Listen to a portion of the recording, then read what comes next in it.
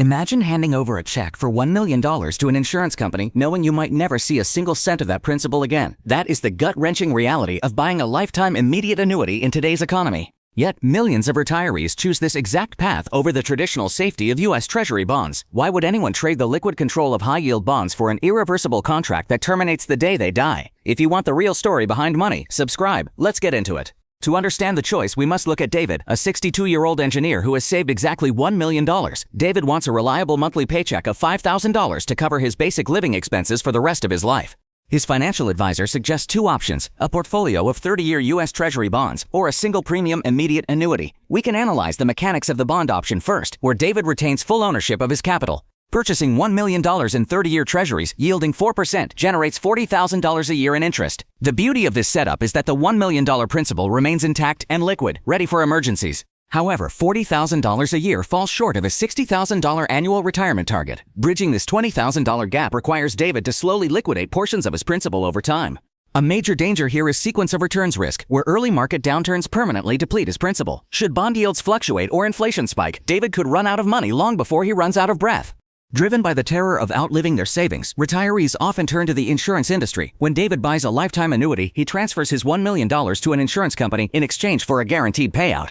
The insurance company promises to pay him $65,000 every year for the rest of his life, no matter how long he lives. At first glance, this looks like a superior option, offering a higher yield than the Treasury bonds. But the mechanism behind this higher payout is not magic. It relies on a concept called mortality credits. Think of a lifetime annuity as a giant financial pool shared among thousands of people of the same age. Actuarial tables predict that a certain percentage of the pool members will die earlier than expected. The capital of those who die early is not returned to their heirs. Instead, it subsidizes the payouts of those who live longer. Known as a mortality credit, this subsidy artificially boosts David's payout beyond typical bond yields. Unfortunately, this guaranteed stream requires David to surrender all access to his $1 million. In the event of a sudden terminal illness a year later, he cannot cancel the contract or withdraw his money. No inheritance will pass to his children, as the insurance company retains the remaining balance. Here lies the core tension, choosing between guaranteed lifelong cash flow and preserving family wealth. Finding the right choice requires calculating the exact crossover point where an annuity outpaces bonds. Let us examine how a traditional bond portfolio functions when relied upon for steady retirement income. When you purchase a US Treasury or corporate bond, you are essentially lending capital in exchange for regular interest payments. For example, buying a $100,000 bond with a 4.5% coupon rate yields exactly $4,500 in yearly income. This rate remains fixed, meaning your income will not automatically adjust to rising consumer prices over time. At a moderate 3% inflation rate, the purchasing power of that fixed payout will cut in half within 24 years. In addition to inflation, bonds are subject to duration risk, which measures sensitivity to interest rate fluctuations. When market interest rates climb, the resale value of your existing lower-yielding bonds inevitably drops. Selling those bonds early to cover expenses means locking in permanent capital losses. Holding them until they mature protects your principal, but keeps your capital trapped in lower-yielding terms. Immediate annuities are often positioned as the primary alternative to this fixed income volatility. A single premium immediate annuity is not an investment, but an insurance contract designed to transfer risk. You pay an insurance provider a lump sum, such as $100,000, and they guarantee a monthly payout for life. Unlike holding bonds, this transaction is permanent, and you generally surrender access to the principal. Because you yield control of the principal, the starting payout rate is typically higher than bond yields. A 65-year-old retiree might secure a lifetime payout rate of 6.5% to 7% today. This higher rate does not stem from superior market returns, but from a mechanism called mortality credits. The insurance company pools your capital with premium payments from thousands of other individuals. The principal left behind by those who die early remains in the pool to fund survivors. This risk-pooling mechanism allows the company to promise an income stream you cannot outlive. With a bond portfolio, living past 95 increases the risk of exhausting your principal entirely. An annuity shifts this longevity risk completely from your shoulders to the insurer's balance sheet. However, that peace of mind comes with the trade-off of reduced financial flexibility. A basic immediate annuity will not increase its payments to match the rising cost of living. Adding a 3% annual inflation rider will reduce your initial payout check by 20% or more. You must accept a smaller check in your early retirement years to protect your future purchasing power. If you pass away shortly after purchasing a single life annuity, the insurer retains the remaining funds. Adding joint survivor protection secures income for your spouse, but reduces the monthly payment even further. Bonds, by contrast, offer total liquidity, allowing you to sell them if an emergency arises.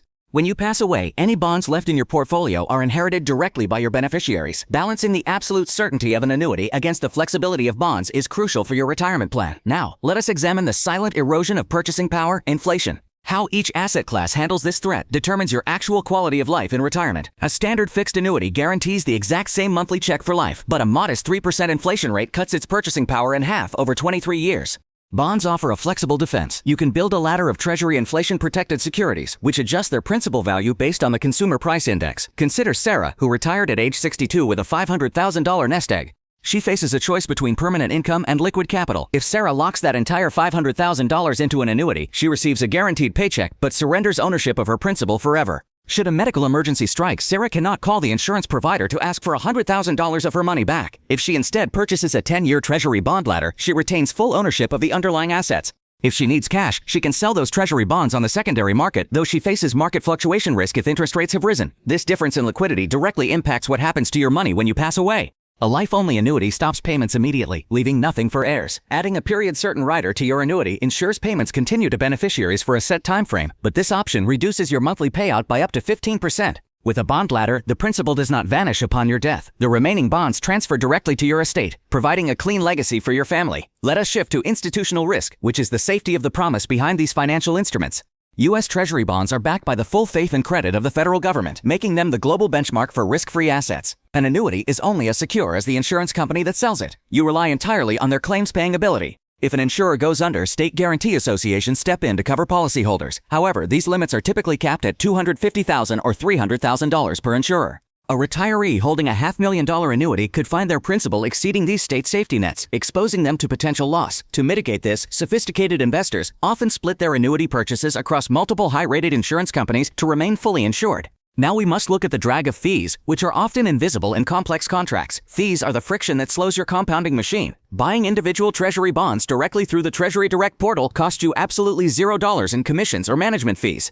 In contrast, many commercial annuities hide annual expenses, administrative costs, and mortality charges that can exceed 2 to 3%. A 3% fee drags down a portfolio so heavily that it can consume nearly the entire safe withdrawal rate of a standard retiree. Yet, annuities possess a unique mathematical engine that bonds can never match: the concept of mortality credits. In an annuity pool, the unpaid funds of retirees who die early are redistributed to support the payouts of those who live exceptionally long lives.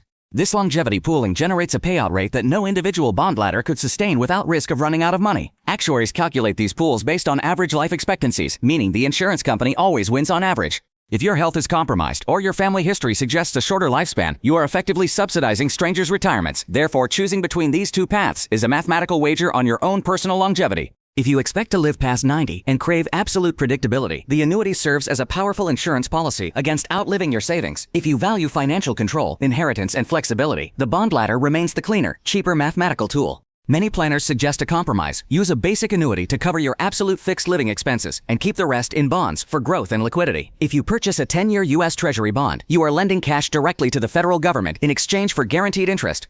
The mechanics are simple, transparent, and entirely under your control. Uncle Sam does not monitor your pulse. He simply pays the semi-annual coupons and returns your principal when the decade ends. Annuities operate on a completely different framework, trading that individual debt structure for membership in an insurance pool. The insurer calculates your payout using actuarial tables, introducing a powerful force known as mortality credits. To see this in action, compare Bob, who holds a $500,000 bond portfolio, to Linda, who buys a lifetime immediate annuity with the same amount. Bob's high-quality corporate bonds yield 4.5%, providing $22,500 of annual income while keeping his principal intact. Linda's annuity immediately starts distributing $35,000 annually, which looks like a far superior 7% return. However, that 7% is not actual interest yield. It is a calculated blend of interest, returned principal, and the forfeited funds of deceased pool members. In effect, the insurance company is systematically returning the annuitant's own capital to them over time. Should Bob pass away unexpectedly in year 5, his family inherits the full $500,000 bond portfolio. In contrast, if Linda dies in year 5, her payments vanish and her remaining balance stays with the insurer to support the survivors. Those captured funds are the exact source of the mortality credits that subsidize the higher income of the longest living policyholders. Essentially, the policyholder has made a bet with the insurance company that she will outlive the average statistical life expectancy. If she celebrates her 95th birthday, she wins the wager, collecting far more cash than her initial investment could have generated alone. Conversely, an early death means her heirs receive $0 from that contract unless she paid extra for specific riders. Common riders like period certain or joint and survivor protect heirs, but significantly drag down the monthly income. For instance, adding a guaranteed 20-year payout option to Linda's contract drops her annual distribution from $35,000 to $29,000. With that adjustment, the annuity's yield advantage over Bob's simple bond ladder almost completely evaporates. Meanwhile, Bob faces reinvestment risk, which is the danger that interest rates will collapse when his bonds mature. If yields plunge to 2% in a decade, Bob's annual income will shrink from $22,500 to just $10,000. Her contract remains unaffected by market swings, as her lifetime annuity rate was permanently locked when she signed the paperwork. This distinction is critical. An annuity is a risk transfer contract, while a bond ladder is an asset portfolio. To match that level of certainty using bonds, Bob would need to construct a highly structured ladder of zero-coupon treasuries. By purchasing bonds that mature sequentially every year for 3 decades, Bob can generate highly predictable cash flows. Yet a bond ladder has a definitive end date. If Bob lives to year 31, his ladder will have run completely dry. Here lies the ultimate compromise. Bonds offer liquidity and legacy, whereas annuities deliver lifetime income assurance. Many fee-only financial planners suggest a hybrid retirement blueprint that leverages the strengths of both tools. You can allocate enough money to an annuity to cover baseline expenses like housing, taxes, and basic healthcare. The remaining wealth stays in a flexible bond and equity portfolio to shield against inflation and handle unexpected emergencies. Employing this dual-track system provides peace of mind for daily living while keeping your investment capital accessible. When you build a bond ladder, the principal remains entirely under your control. You own the underlying assets and can liquidate them if an emergency arises. An immediate annuity operates on the opposite principle. You surrender ownership of your lump sum to an insurance company. In exchange, they guarantee you a paycheck for the rest of your life. This transfer of ownership unlocks a unique mathematical engine known as mortality credits. It is a mechanism that traditional investment portfolios simply cannot replicate.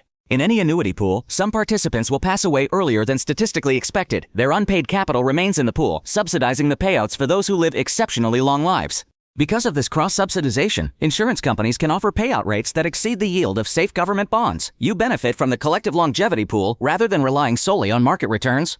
For example, a 65-year-old husband and wife might secure a joint annuity payout rate of 6%. At the same time, the 10-year US Treasury bond yields around 4%. Do not confuse that 6% payout rate with a true investment return or yield.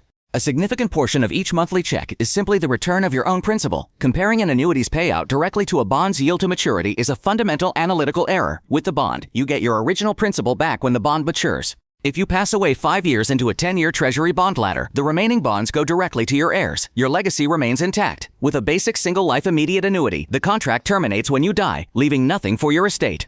The insurance company retains the remaining balance to fund the survivors. Retirees often push back against this permanent loss, prompting insurers to design refund features. These options guarantee that your beneficiaries receive at least what you initially deposited. Selecting a cash refund option ensures your family gets the difference if you die before receiving your initial principal back. However, this protection reduces your monthly payout by several percentage points. Another common safeguard is a period certain clause, which guarantees payments for a set time frame like 10 or 20 years. If you die in year 3, your heirs receive the remaining payments until the term ends. Adding these legacy protections narrows the gap between annuity payouts and self-managed bond portfolios. You are essentially paying for a safety net using your own potential income. Inflation is the next major variable you must factor into this equation. A fixed monthly payment that feels comfortable at age 65 will buy far less by age 85. A fixed annuity check of $3,000 a month loses half its purchasing power in 24 years at a modest 3% inflation rate. Your standard of living quietly decays. You can purchase a cost of living adjustment rider to make your annuity payments grow by a set percentage each year. The catch is that your starting payout will be roughly 30% lower. Bonds handle inflation through a completely different mechanism, particularly Treasury inflation-protected securities, or TIPS. The principal value of TIPS adjusts upward with the Consumer Price Index. Constructing a TIPS ladder allows you to withdraw inflation-adjusted spending money while keeping your capital principal intact. You retain full control over the underlying securities, but a TIPS ladder has a definitive end date, meaning you must guess your own life expectancy. If you build a 30-year ladder and live 31 years, the income stops completely. This is where the annuity shines as a pure risk management tool. It functions as longevity insurance, protecting you against the financial consequence of living too long. You should not view an annuity as an investment designed to beat the stock market. Think of it as a defensive transfer of risk to an institution with a multi-billion-dollar balance sheet. Conversely, a bond portfolio serves as your liquidity reserve and wealth preservation engine. It allows you to pivot if your retirement needs change unexpectedly. Credit risk is another critical point of divergence between the two strategies. The default probability of the assets backing your income is highly unequal. U.S. government bonds are backed by the full taxation authority of the federal government, making them the safest debt assets in the world. They carry virtually zero default risk. Annuity safety depends entirely on the financial strength of the private insurance company that sold you the contract. You must scrutinize ratings from agencies like AM Best or Fitch. State guarantee associations offer some protection if an insurance company fails, but coverage is capped. Most states limit protection to $250,000 per policyholder.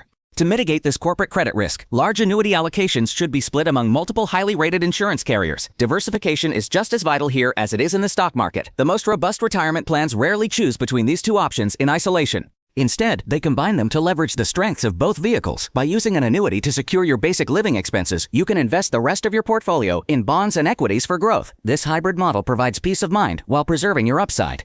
A bond ladder requires you to manage your own withdrawals, constantly worrying about market downturns. An annuity shifts that longevity risk directly onto the insurance company's balance sheet. This lifetime guarantee is powered by mortality credits, where the assets of those who die early subsidize the payouts of those who live longer. It is a math-driven pool, not magic. But that security requires a massive compromise. You must surrender control of your principal. Once you purchase an immediate annuity, that cash is gone forever. Bonds, on the other hand, preserve your legacy. If you pass away early, your heirs inherit every single dollar remaining in your treasury portfolio. However, bonds leave you exposed to the threat of inflation. A fixed coupon payment will buy significantly less food and healthcare 20 years from now. Annuity contracts can include inflation adjustments, but insurers charge heavily for this feature, reducing your initial payout. There is no free lunch in risk management. Instead of choosing one or the other, the most resilient plan often combines both. You can use a simple annuity to cover your basic living expenses and keep the rest in bonds. This creates a secure income floor. Your housing and food are guaranteed, leaving your bond portfolio free to handle emergencies and discretionary spending. Securing your floor first also removes the emotional pressure of investing. You no longer have to worry about daily market fluctuations because your survival is already funded. True financial peace in retirement is not about maximizing returns. It is about matching your guaranteed income to your essential liabilities. When you strip away the sales pitches, the math shows that neither tool is universally superior. Your choice depends entirely on whether you prioritize absolute peace of mind or legacy control. Securing your future is about building a system that lets you sleep at night, not chasing complex products. If this objective breakdown helped you cut through the marketing noise, like the video to support clean financial education. Which strategy fits your retirement goals better, the flexibility of bonds or the safety of an annuity? Subscribe for more analytical wealth strategies, and I will see you in our next video on the hidden fees of mutual funds.